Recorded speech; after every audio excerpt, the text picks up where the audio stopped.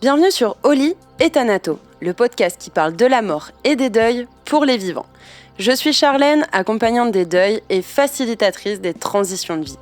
Dans ce nouvel épisode, notre invité va vous partager l'épreuve à laquelle il a dû faire face. Que lui est-il arrivé ? Qu'est-ce qu'il a mis en place pour accepter cet obstacle de vie ? Comment a-t-il fait preuve de résilience ? Qu'est-ce qui lui a permis de se relever ? À travers ces mots, vous percevrez qu'aussi terrible soit un deuil, une perte ou un changement, ce ne sont pas des fins en soi. Il est possible de s'en relever en cheminant pas après pas, chacun à son rythme et avec ses propres ressources. J'espère que vous trouverez l'écho et la résonance dont vous avez besoin pour cheminer dans votre propre processus, accueillir l'impermanence de la vie et voir cette transition comme une renaissance. Écoutons tout de suite son témoignage de résilience. Bonjour à tous, aujourd'hui je suis ravie d'accueillir Hélène que j'ai rencontrée dans un centre bouddhiste en Dordogne. Hélène, avant de parler du sujet qui nous intéresse aujourd'hui, je te laisse te présenter comme tu en as envie. Bonjour Charlène, j'ai 53 ans aujourd'hui, voilà, enfin 53 ans cette année. Je suis une toute petite poussière dans l'univers, si tu veux que je me définisse. Voilà, non, j'ai eu la chance de vivre une EMI et voilà, ça m'a intéressée et j'ai voulu approfondir tout au long de parce que ça s'est passé en 1998 et j'ai voulu tout au long de ces années qui sont passées approfondir le sujet, les échanges avec les personnes que je rencontrais, voilà. Merci, tu as déjà donné deux choses très intéressantes. J'aime bien la notion de poussière dans l'univers, ça montre à quel point on est tout petit ou toute petite et en même temps on fait quand même partie de tout ce monde et de cet univers. Il faut autant de grains de sable pour créer une plage et autant de gouttes d'eau dans un océan pour créer l'océan. Et la deuxième chose, tu as parlé d'EMI. Alors pour les personnes qui nous écoutent et qui ne savent pas ce que c'est, EMI, ça veut dire expérience de mort imminente. Tu nous dis que tu l'as eu en 98, ce qui remonte déjà à un petit moment.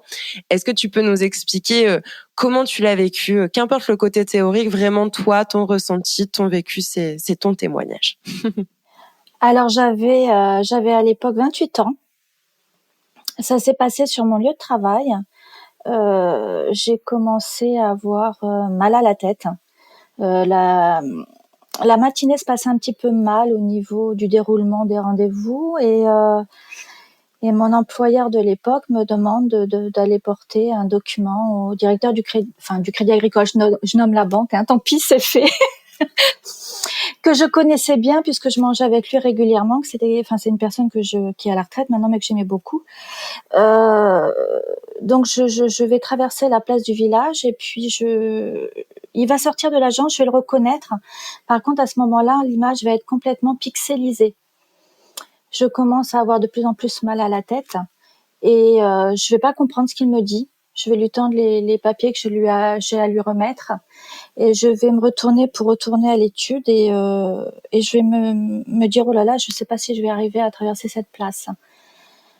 Je vais arriver donc à mon bureau, j'ai de plus en plus mal à la tête et je vais en fait tomber dans le coma sur mon lieu de travail. Donc en fait, je fais à ce moment-là une hémorragie cérébrale. Mon employeur va appeler les secours. Il va être très très précis dans ce qu'il voit et les symptômes que j'ai. Ce qui va permettre en fait au secours de faire décoller l'hélicoptère de Périgueux, en sachant qu'en fait on fait pas décoller un hélico comme ça, puisque c'est assez onéreux, on va dire. Et le SAMU de Sarlat va partir aussi me rejoindre sur place pour essayer de me maintenir en vie. Je suis arrivée à ce qu'on appelle les secours vont mettre plusieurs heures en fait à me stabiliser. Je vais dire à mes collègues avant de tomber dans le coma, je vais avoir à ce moment-là la mâchoire complètement figée et je vais leur dire c'est une torture. Les secours vont noter en fait un Glasgow 5. Si vous voulez, c'est un score qui permet de classifier les différents comas traumatiques. Le Glasgow va en fait de 3 à 15 et quand on est entre 3 et 6, c'est un signe d'un état de coma profond. Donc en fait, j'ai plus de réponse verbale, il y a plus rien au niveau de la motricité, on regarde les réflexes oculaires, enfin voilà. C'est ce qu'on appelle, je vais avoir un signe neurologique. Alors ce que mon beau-frère qui est infirmier m'a pu me raconter après, ce qu'on appelle mobilette plein phare, c'est-à-dire qu'en fait, on a une position des bras et des mains et où en fait, on se rend compte qu'il y a vraiment une grosse détresse neurologique. Quand je vais arriver à Bordeaux en hélicoptère, ce qu'il faut savoir, c'est comme quand on vous emmène en hélico, l'hélicoptère du SAMU est tellement tout petit qu'il faut en fait être stabilisé avant que l'hélicoptère décolle, puisque sinon on peut pas intervenir en vol. Il faut que l'hélicoptère atterrisse. Et le SAMU va mettre plusieurs heures en fait à essayer de me stabiliser. Quand donc je vais arriver à Bordeaux, je vais être le cas le plus grave. Je vais arriver au tripode. Et on pense qu'en fait, je vais pas passer la nuit. Ça, c'est vraiment tout ce qui se passe en fait au niveau physiologique, au niveau corporel. Donc là, pour les auditeurs auditrices, on n'est pas encore dans la définition de l'EMI, mais je te remercie de poser le contexte parce que c'est vraiment important dans une EMI. Vas-y, je te laisse continuer. Donc maman arrive à être prévenue, il va faire la route. On est à 2h30 de Bordeaux. Quand il va arriver, le neurochirurgien va lui montrer le scanner de mon cerveau qui est en fait tout noir. C'est-à-dire que mon cerveau est complètement envahi par le sang. Et en fait, ils pourront pas intervenir au niveau chirurgicalement parlant. La seule chose qu'ils peuvent faire, c'est me passer au bloc et me mettre des dérivations, c'est-à-dire des tuyaux qui sortent du cerveau pour évacuer le sang et éviter qu'en fait il y ait une mort cérébrale. Ok. Quand mon mari va dire au neurochirurgien sauvez ma femme, elle a une petite fille de 3 ans, le neurochirurgien baissera le regard sans réponse en fait. Donc voilà. Quand tu précises ça, c'est dans le sens où le neurochirurgien ne s'imagine pas que tu ressortiras de ce coma et de cette situation. C'est dans ce sens-là? Oui. En fait, quand je suis arrivée au tripode, j'étais le cas le plus grave. On pensait que j'allais pas passer la nuit, en fait. Donc, je suis passée la dernière au bloc et juste pour poser ces dérivations, puisqu'on ne pouvait absolument pas intervenir sur mon cerveau à ce moment-là. Ok. Et qu'est-ce qui se passe à partir de quel moment se produit l'EMI? Est-ce que ça se passe quand tu es au bloc? Et comment ça se passe pour toi, encore une fois? Alors, en fait, je pense que le départ de mon EMI a commencé sur mon lieu de travail quand je suis tombée dans le coma. En fait, je vais me retrouver dans un tunnel et dans un bien-être, mais un bien-être inimaginable. C'est-à-dire à ce moment-là, il n'y a plus aucune douleur. Je vais flotter.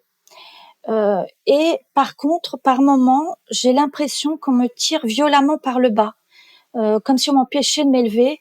C'est, si je peux le décrire, au début, je le comparais à, c'est comme si j'avais un cordon ombilical, comme à ma naissance en fait, comme si on tirait violemment sur ce cordon pour me faire réintégrer mon corps. Et pour moi, à ce moment-là, c'est quelque chose de très très désagréable puisque je suis tellement bien, j'ai plus aucune douleur que ça me dérange, mais d'une manière vraiment violente, quoi. En faisant des recherches après, plus tard, je me suis rendu compte que ce cordon ombilical, en fait, l'interprétation, en tout cas moi personnelle que je peux en donner d'après tout ce que j'ai pu lire, c'est ce qu'on appelle la corde astrale ou le cordon d'argent. C'est le cordon en fait qui relie le corps à l'âme, et quand il est rompu, en fait, on est mort. Voilà. Donc je m'élève et puis tout d'un coup je vais me retrouver derrière une vitre et je vais me voir à travers cette vitre. Je sais que je suis à l'hôpital. Je vois mon corps allongé sur un lit et je n'ai aucune émotion. Je n'ai pas d'inquiétude. Je n'ai pas de regret. Je sais que c'est moi, je sais que c'est mon corps, mais je n'ai aucun stress, aucune tristesse. Donc là, tu te vois de l'extérieur. On est d'accord que pour Exactement. préciser, tu n'es plus dans ton corps et tu te vois et tu te vis de l'extérieur. Exactement. Et si je pourrais donner une image pour bien qu'on comprenne en fait ce que je ressens à ce moment-là, c'est un peu comme si mon âme regardait mon corps et que je lui disais au revoir pour le moment que ce corps m'a donné pour cette vie-là. Voilà, mon âme remercie ce corps. Mmh. Et donc là, tu es toujours à l'extérieur, avec toujours, comme tu dis, ce cordon ombilical, on va garder cette métaphore, ce cordon ombilical qui te ramène et qui te donne le sentiment d'être ramené, de devoir être ramené dans ton corps.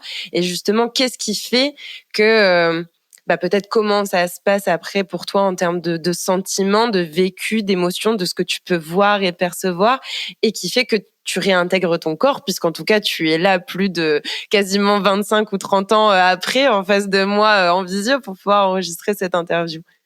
Je pense qu'en fait, l'histoire du cordon ombilical, ça a été la première étape. C'est au moment, alors, je pense où on essayait de me réanimer. D'accord. C'est-à-dire où on essayait de me maintenir en vie. Ce qu'il faut savoir, c'est que j'étais dans un état tellement grave que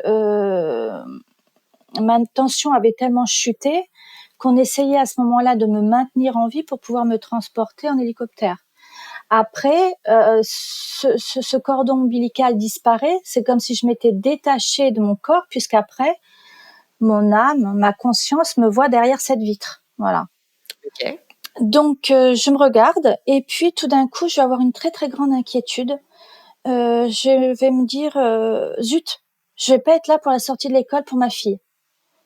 C'est pas possible, faut que je sois là, je peux pas la laisser, je serai pas là. Ce qu'il faut savoir, c'est qu'à cette époque-là, elle avait 3 ans. Donc j'ai une très grosse inquiétude. Peut-être que c'est à ce moment-là que ça me fait réagir et que je repars de cet hôpital. Je vais me trouver du coup à la maison, chez moi. Je fais le tour de chez moi à l'extérieur. Je peux dire exactement où je me trouve, comment je suis habillée. Et alors, ce qui est étonnant, c'est que c'est en plein été, alors qu'en fait, mon hémorragie, je la fais en plein mois de décembre.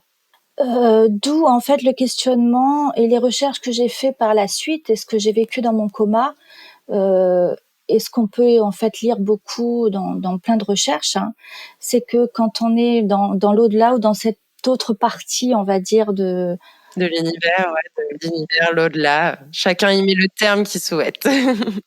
Voilà, il y a plus ni de notion, ni d'espace, ni de temps. C'est-à-dire, je ne vais pas savoir définir combien de temps tout ça va durer.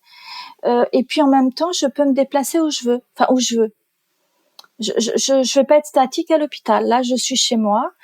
Et en fait, c'est cette notion d'inquiétude de ne pas être à l'heure pour ma fille qui m'a fait me déplacer et aller chez moi. Et là, je vais faire le tour de ma maison à l'extérieur. Je me dis, c'est pas possible. On est en plein été. D'habitude, on accueillait plein d'amis. On passait pendant 2-3 mois l'été à avoir toujours plein de monde à la maison. Et je me dis là, c'est pas possible. Il y a quelque chose qui se passe. C'est pas normal. La maison est complètement vide, mais un vide sidéral, quoi. C'est très inquiétant pour moi. Et donc, je vais retourner à l'hôpital. Je vais retourner à l'hôpital et là, je vais ressentir dans ma poitrine la douleur et les chagrins de ma famille, mais comme un étouffement. Ça va être vraiment pour moi quelque chose de très, très douloureux parce que je sens vraiment leur tristesse. Et là, tu le ressens du coup dans ton toi qui te regarde, dans ton âme plutôt, ou est-ce que tu le ressens dans ton corps, ce corps qui est à l'hôpital? Je le ressens dans mon corps. D'accord. Voilà, je ressens vraiment. Et donc à ce moment-là, j'essaie de les interpeller. C'est-à-dire que je vais leur dire, mais vous inquiétez pas, hein, je vais revenir. Je cherche la porte. Vous m'entendez? Je cherche la porte. Ne vous inquiétez pas, je vais revenir. Et ça va être à ce moment-là très très fatigant pour moi parce que j'ai beau essayer d'intervenir, d'attirer leur attention, personne ne m'entend. Ok. Personne ne me voit, personne, voilà. Donc c'est vraiment quelque chose de extrêmement fatigant pour moi qui va me demander beaucoup d'énergie. Et je me rends compte que j'y arrive pas. Ouais, tu te sens seule en fait. J'arrive pas à communiquer avec eux, quoi. Ouais. Et à ce moment-là va apparaître un ancien collègue de travail que j'aimais beaucoup.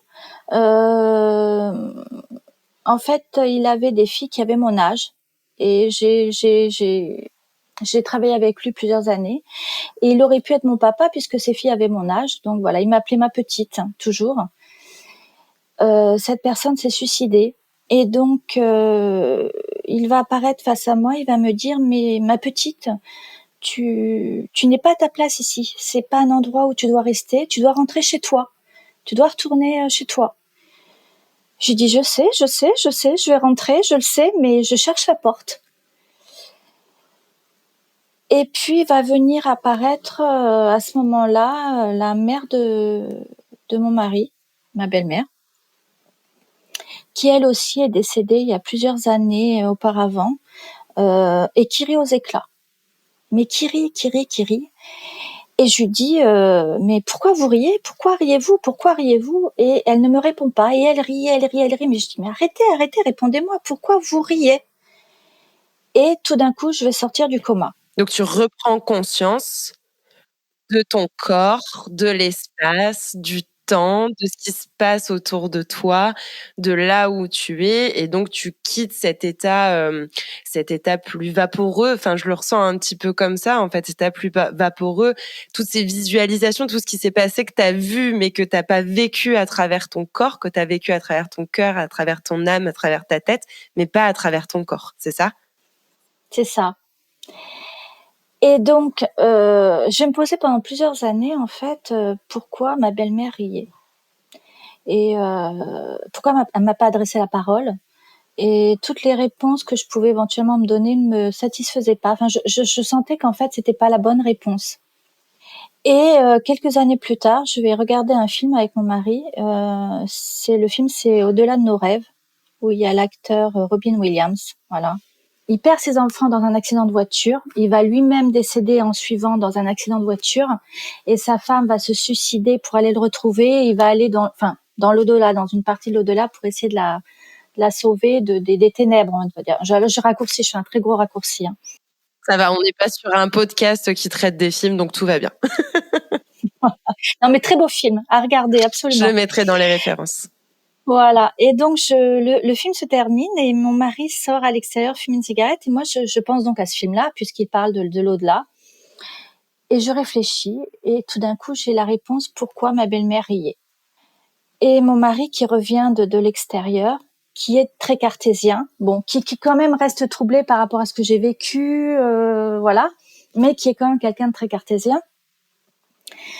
Il va rentrer donc de l'extérieur et il me dit tu sais quoi, j'ai eu un frisson qui m'a parcouru des pieds à la tête. J'ai eu l'impression que ma mère était là. Et là, je vais le regarder, je lui dis, tu sais, j'ai la réponse. Je sais pourquoi ta mère riait à ce moment où j'étais dans le coma et pourquoi elle m'a aidé à revenir. Et là, on s'est regardés tous les deux, waouh.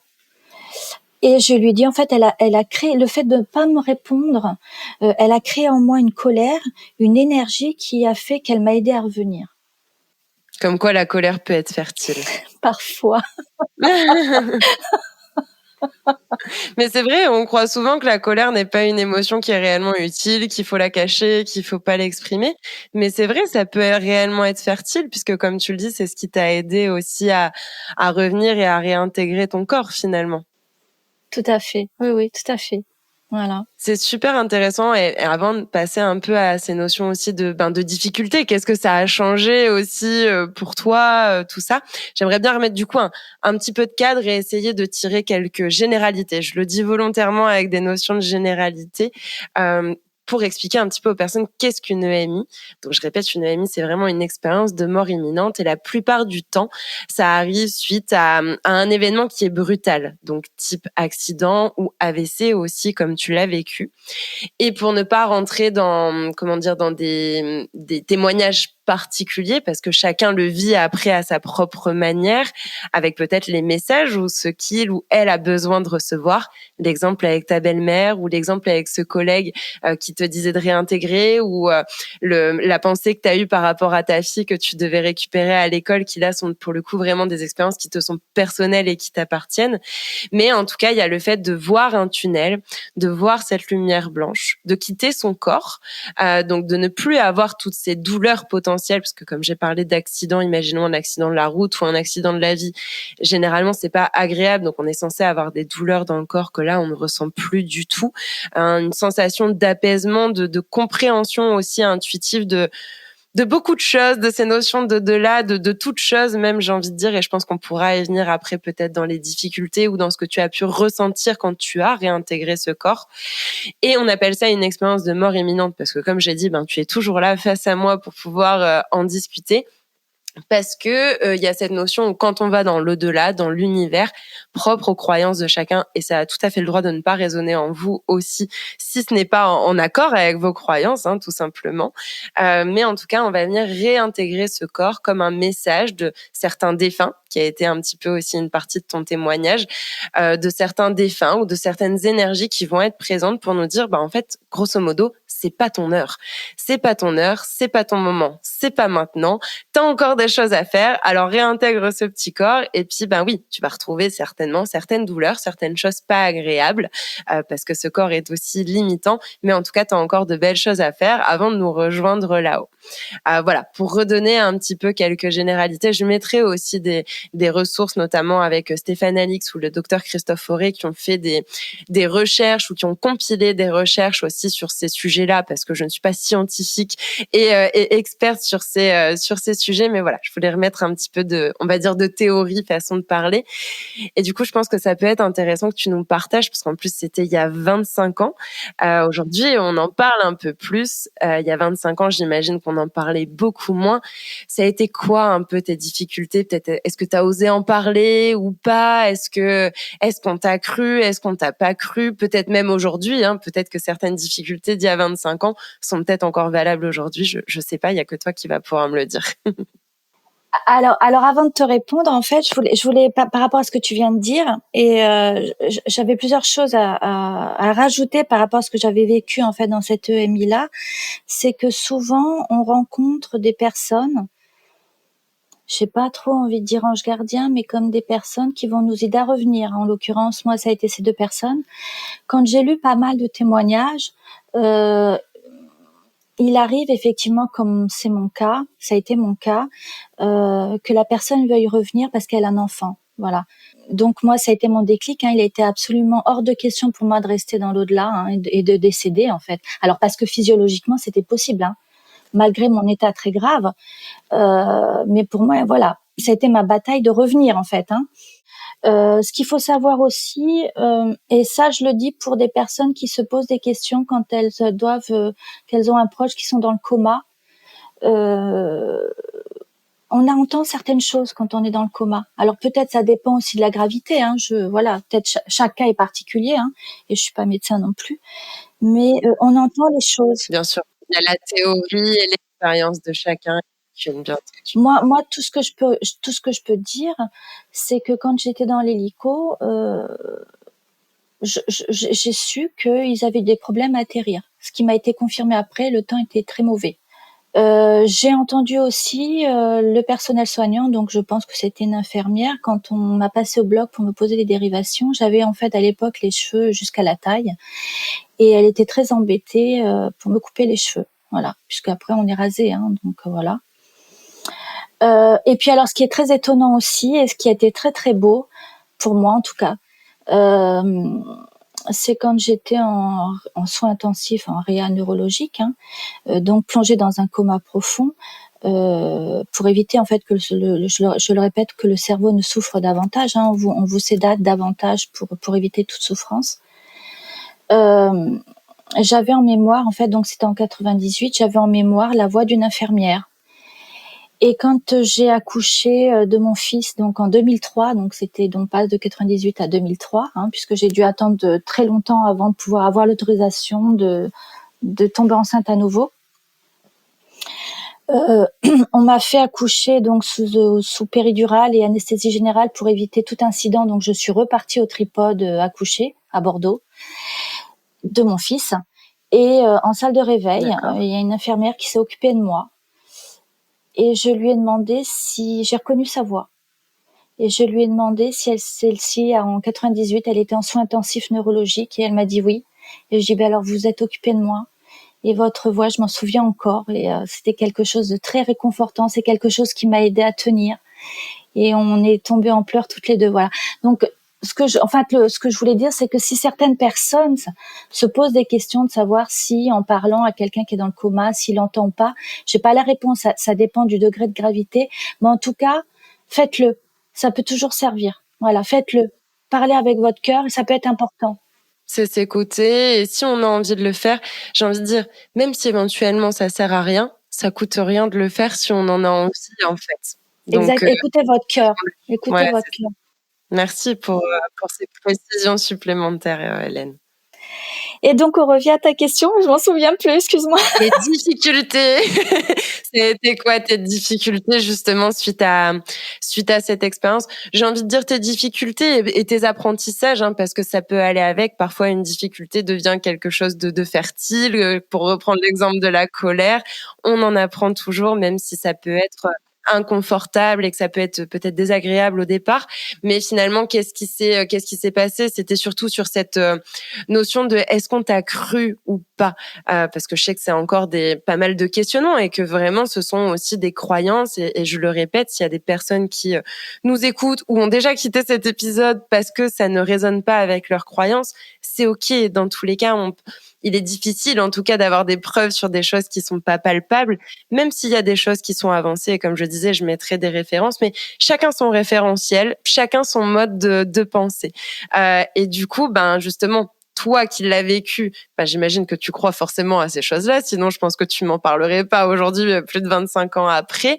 Mais quelles ont été peut-être les réactions de ton entourage, que ce soit peut-être les médecins, du coup entourage, j'ai envie de dire, enfin professionnel, ceux qui t'ont accompagné, entourage de santé, ou alors ton entourage personnel, amis, proches, famille.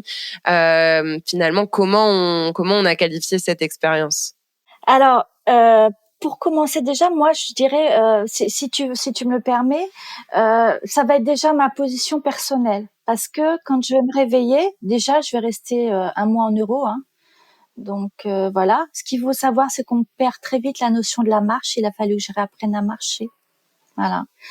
Je perdais la mémoire immédiate, donc on était tout le temps mon mari était tout le temps en train, on lui a demandé de rester dormir avec moi, parce qu'en fait, comme j'avais toujours mes dérivations, je pouvais pas me lever. Sauf qu'on perd tout de suite la conscience de pas pouvoir se lever. Je lui posais tout le temps les mêmes questions. La mémoire immédiate n'était pas là. Enfin, ça a été très épuisant pour lui. Voilà. Donc, je voudrais déjà recadrer moi ce que je vivais à l'instant. Et quand je vais rentrer chez moi et quand toute cette expérience que j'ai fait dans l'au-delà, on va dire, va revenir, je vais avoir l'impression d'avoir rêvé.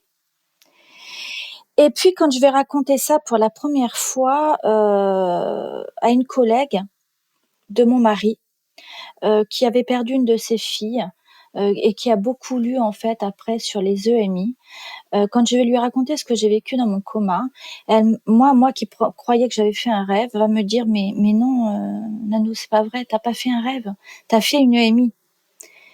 Et donc là, à ce moment-là, j'ai commencé à lire beaucoup sur le sujet et j'ai été stupéfaite de me rendre compte qu'en fait, beaucoup d'expérienceurs utilisent les mêmes mots et ça m'a complètement bouleversée.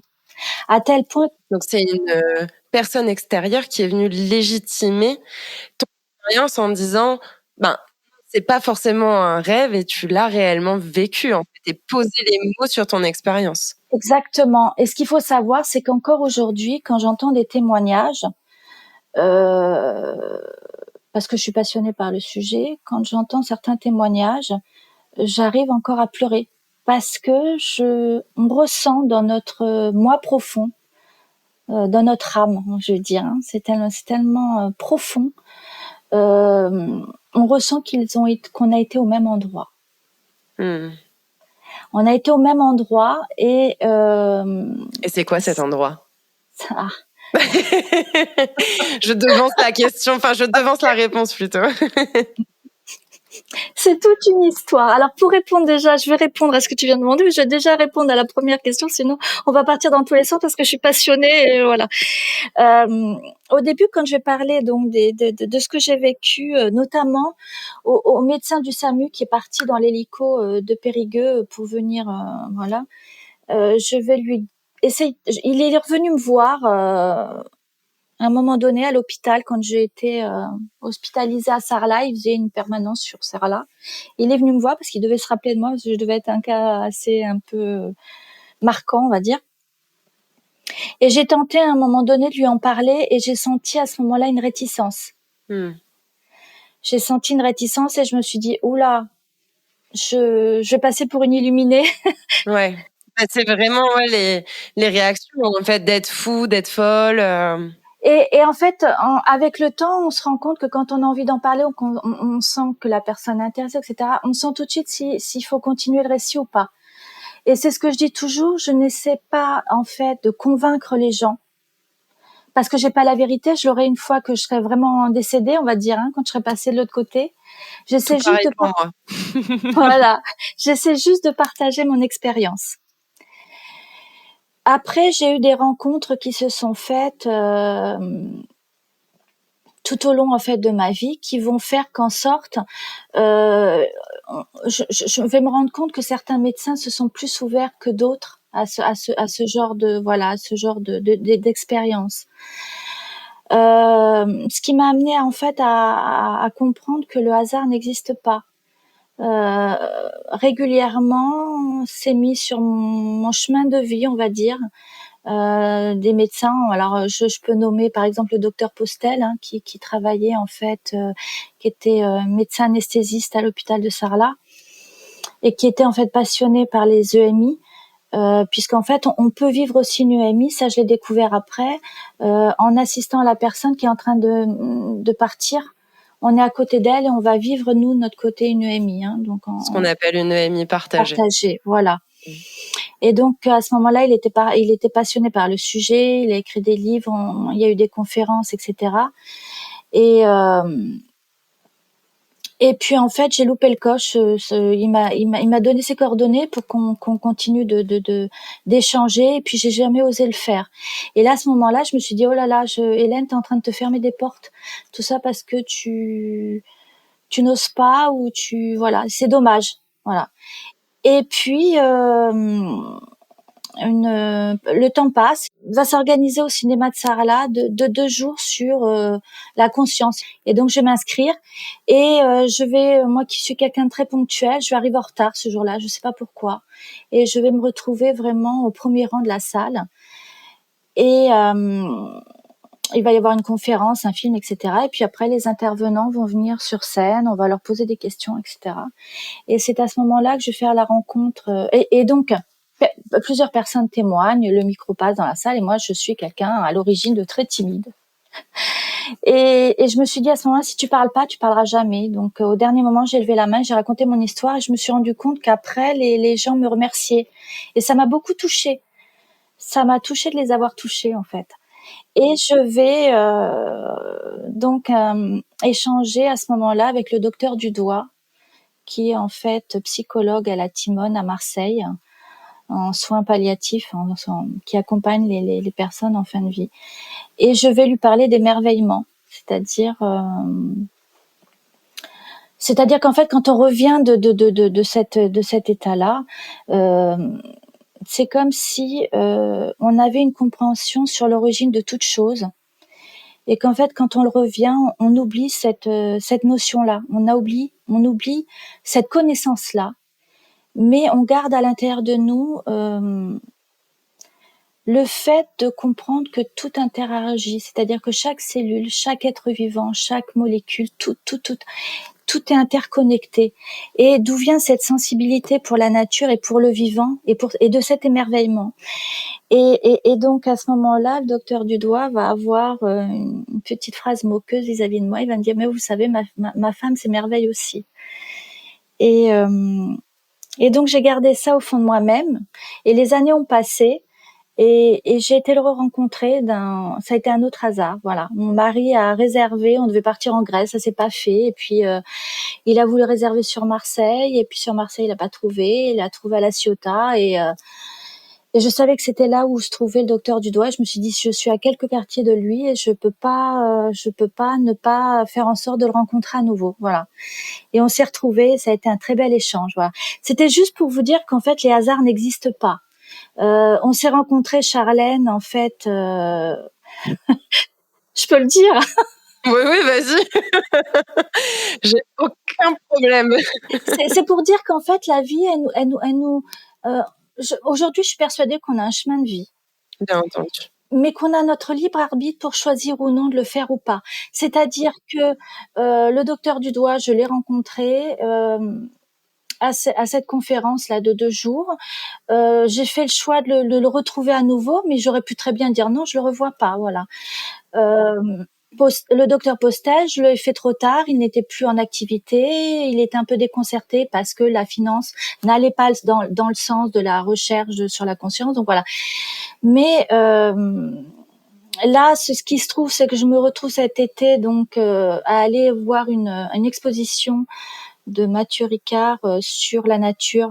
Et je dis à mon mari, un des très beaux textes, des très belles photos, je dis à mon mari, écoute, c'est quand même dommage, on n'est pas loin d'Akpo, allons y refaire un tour, j'ai envie de retourner dans cette ambiance-là, de retrouver cette ambiance-là. Donc je me retrouve à Dakpo.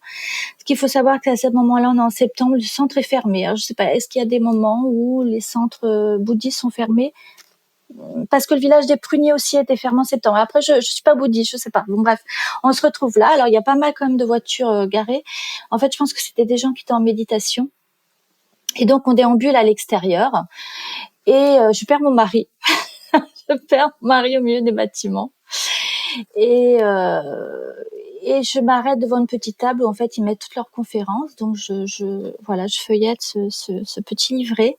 Et là, je tombe sur une conférence qui va durer 2 jours et dont tu as participé, Charlène, là où on s'est rencontrés, du docteur Christophe Fauré, qui vient de sortir un livre qui s'appelle Cette vie au-delà. Voilà. Et je me suis dit, c'est pas possible, je suis au milieu de rien, je suis dans la nature, j'avais pas du tout prévu ça et je tombe là-dessus. C'est pour expliquer qu'en fait, le hasard n'existe pas. Quand quelque chose doit arriver sur votre chemin de vie, vous avez toujours le libre arbitre de choisir. Bien sûr. Mais si ça doit arriver, ça va arriver. Voilà. C'est ça. C'est super intéressant, en fait. Je vais prendre cette notion de difficulté et d'apprentissage. Je vais mettre un petit peu les deux en même temps parce que on sent à la fois une sensation de un peu de décalage finalement avec le monde. Est-ce qu'on me croit ou pas? Est-ce que je vais être perçue comme une folle ou pas? Est-ce que j'ai rêvé ou pas? Et finalement, la collègue de ton mari qui te confirme que ben non, c'est une EMI, ou en tout cas qui te met sur cette piste-là, piste sur laquelle tu fais depuis finalement 25 ans maintenant. Et cette notion d'émerveillement en fait à côté où enfin, c'est comme ça que je le ressens. Le fait d'avoir touché à quelque chose qui est plus grand que soi, avec cette notion d'interdépendance, comme tu le disais, où on est tous reliés les uns aux autres. Moi, je dis souvent, ensemble, on va plus loin, et que tout seul, enfin, on s'ennuierait. Et clairement, je pense qu'on s'ennuierait vraiment si on était tout seul sur cette planète. On aurait peut-être tout pour nous, mais je pense que la vie serait beaucoup moins fun. Et on sent du coup des changement dans ta conception peut-être de la vie, c'est sûr, de la mort, je l'imagine aussi, mais là il y a une part d'interprétation de ma part. On sent cette notion de rien n'arrive par hasard quand je parle de changement par rapport à la vie.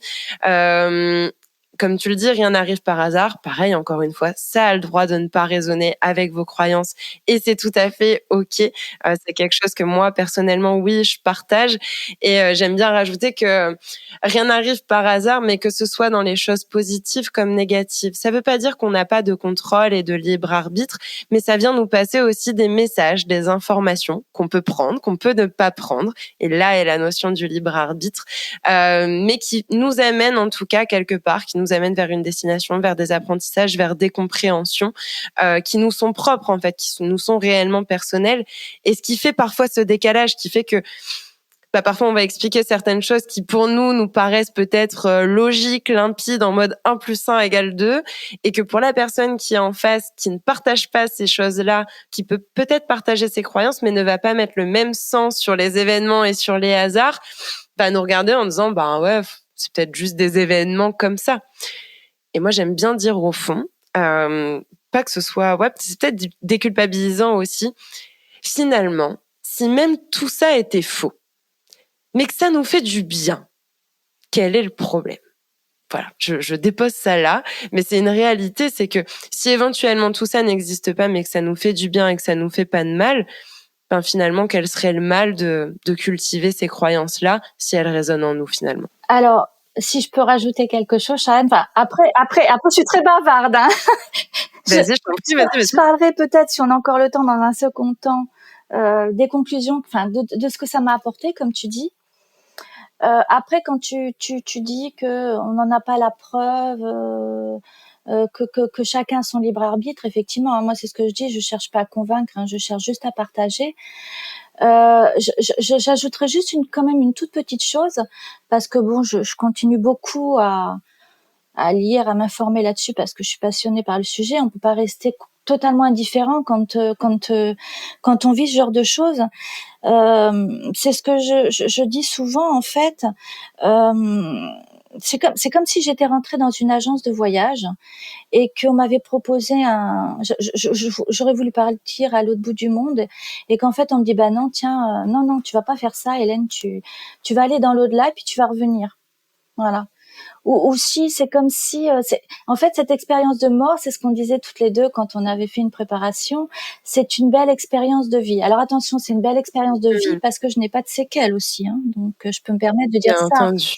C'est comme si on m'avait un peu injecté une substance létale et que tout d'un coup on me réanimait, on me donnait une seconde chance. Alors une seconde chance, est-ce que c'est une chance ou c'est juste peut-être le fait de dire, comme tu l'as dit précédemment, cette expérience-là doit nous apporter quelque chose, une compréhension différente. Et en même temps, quand ça vous arrive au tout départ, si je peux donner en fait une comparaison, enfin un épisode que j'ai vécu un peu plus tard quand je suis rentrée chez moi, au bout d'un mois, j'étais très très fatiguée, hein, évidemment. La première fois que mon mari m'a emmenée avec lui dans une grande surface, et j'ai vu les personnes autour de moi qui prenaient les produits dans les rayons, et moi j'étais là à regarder ça, et ça allait très très vite autour de moi, et j'avais l'impression d'être dans un autre monde, quoi. Je me disais oh là là, mais je suis où, quoi. J'avais l'impression d'être une extraterrestre. Ouais, c'est vraiment ce sentiment de décalage. Décalé, complètement décalé, quoi. Après, si tu me permets, enfin, je sais pas si tu as d'autres questions à me poser. Bah vas-y, moi je pense que ça aurait été intéressant de pouvoir finir sur ces différences entre le avant et après la situation. Quels ont été tes apprentissages finalement, ou ce que tu en as retiré peut-être de positif, en tout cas pour toi, ce qui est positif et ce qui te nourrit finalement. Alors, pour me concernant, j'ai développé une philosophie de vie, c'est-à-dire profiter de l'instant présent, toujours essayer en tout cas, même si, parce que ça n'empêche pas que je veux dire, chacun, même de revenir de cet événement-là, on a toujours des coups durs, mais essayer toujours de se raccrocher à des petites choses. Se dire le matin, même si on n'a pas le courage, si on est fatigué, si on n'a pas le moral, écouter le chant des oiseaux, voilà. Regarder le soleil se coucher, se lever, aimer les siens, partager des moments, voilà. Partager des moments ensemble, avoir de l'empathie, de la bienveillance. Savoir que en fait, je sais aujourd'hui que la mort n'est pas une fin en soi, que c'est juste un passage d'un état à l'autre. En tout cas, moi, j'en suis persuadée.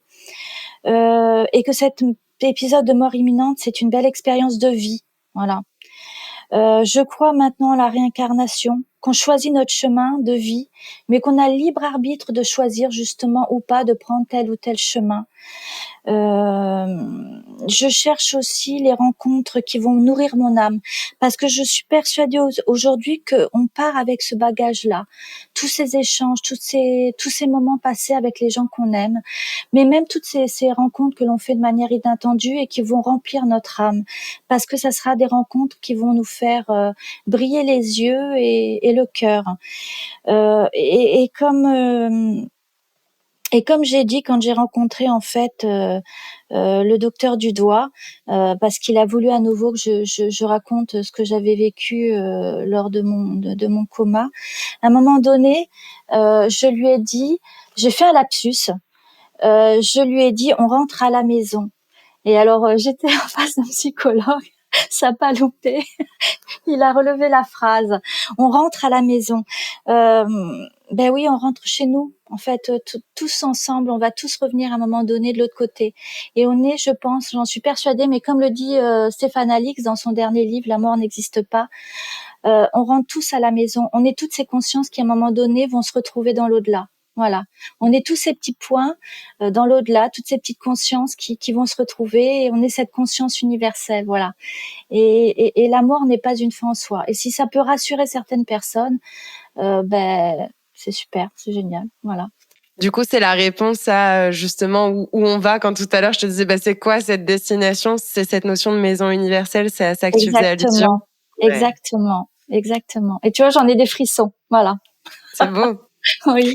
Il y a plein de choses encore qu'on pourrait dire autour des EMI, mais voilà, c'est en tout cas aussi pour ça que j'avais envie de t'interviewer, parce que cette notion de la mort n'est pas une fin en soi, mais elle est un passage. Et j'ai même envie de parler juste un instant de la langue des oiseaux et de dire que c'est un pas du fait d'avancer, de mettre un pied devant l'autre, et sage de la sagesse, parce que c'est ce qui résonne aussi en moi. Et là, ça fait partie de mes propres croyances aussi. En tout cas, c'est la philosophie que je développe autour de mes accompagnements et autour de ce podcast. Et ça pose des questions, en tout cas, dont certaines sont encore sans réponse. Et j'ai envie de dire, il y a tout à faire sur ces thématiques-là. Et c'est clairement ce que Christophe Fauré expliquait et mettait en avant finalement lors de sa conférence à DACPO, là où on s'est rencontrés fin octobre. C'est que la conscience ne semble pas être la simple production d'un cerveau. Encore une fois, libre aux croyances de chacun. Vous pouvez aller l'étudier, trouver des sources et des documentations. C'est sûr que c'est pas en un épisode de 45 ou 50 minutes qu'on dira tout, loin de là. Mais je trouvais intéressant, moi je dis souvent la mort éclaire la vie. Et finalement, c'est en tout cas ce que tu partages, je trouve, dans tes compréhensions, dans tes apprentissages, dans ce que tu en as retiré quand tu parles d'émerveillement, d'empathie, de bienveillance, où tu parles aussi de l'instant, profiter de l'instant présent, des petites choses, finalement des détails de la vie avec un coucher de soleil, mais qui finalement est si énorme, d'aimer les siens, l'importance du lien, des moments, de la qualité du lien. Enfin, finalement, tout ça, c'est parler de la vie et c'est parler de ce qui se passe réellement. Et finalement, tout ça te vient de base d'une EMI, et qui veut bien dire expérience de mort imminente. Et c'est ce que je trouvais vraiment très intéressant, et qui en même temps, je trouve, peut questionner, peut ouvrir certaines discussions, certains débats, qu'on soit d'accord ou pas. Tant qu'il y a le respect, je pense, de l'un et de l'autre, c'est finalement le plus important. Je crois effectivement que cette expérience de mort imminente, mais ce qu'on disait, c'est une belle expérience de vie. Et quand tu dis que on n'en a pas la certitude, effectivement, on cherche pas à convaincre. Toujours est-il qu'il y a quand même des témoignages de personnes, donc d'expérienceurs qui ont vécu des expériences de mort imminente, qui rapportent quand même des choses dans leur coma qu'elles ont été voir ailleurs, mais qui peut se passer à des kilomètres et des kilomètres, et qui s'est confirmé par la suite. Voilà. Après, c'est quand même interpellant. Voilà. Personne n'a la preuve. Il faudrait effectivement aller dans l'au-delà et pouvoir revenir réellement. On n'en a pas la certitude. Le jour où on l'aura, c'est quand on fera le grand saut. Mais c'est une très belle expérience, en tout cas me concernant, très enrichissante. Oui. Merci beaucoup, Hélène, pour ton témoignage. Est-ce qu'il y a quelque chose que tu souhaitais rajouter, un partage, une ressource, une phrase, quelque chose que tu avais envie de rajouter? Alors oui, parce que si tu me le permets, alors ça tombe très bien, tu vois, on est sur la même longueur d'onde, on va dire. J'ai témoigné quelques fois, et j'avais toujours gardé ce texte, et j'ai oublié parce que voilà, il y a eu d'autres questions, etc., où il n'y a pas eu le temps, voilà. Et j'avais noté un texte d'un médecin qui s'appelle le docteur Bernard Sanson, qui, quand j'ai regardé sur le net, apparemment ce médecin a eu un très grave accident de la circulation. Voilà, donc ça c'est pour poser les circonstances. Et en fait, j'ai noté ce texte de lui parce qu'il a résonné en moi.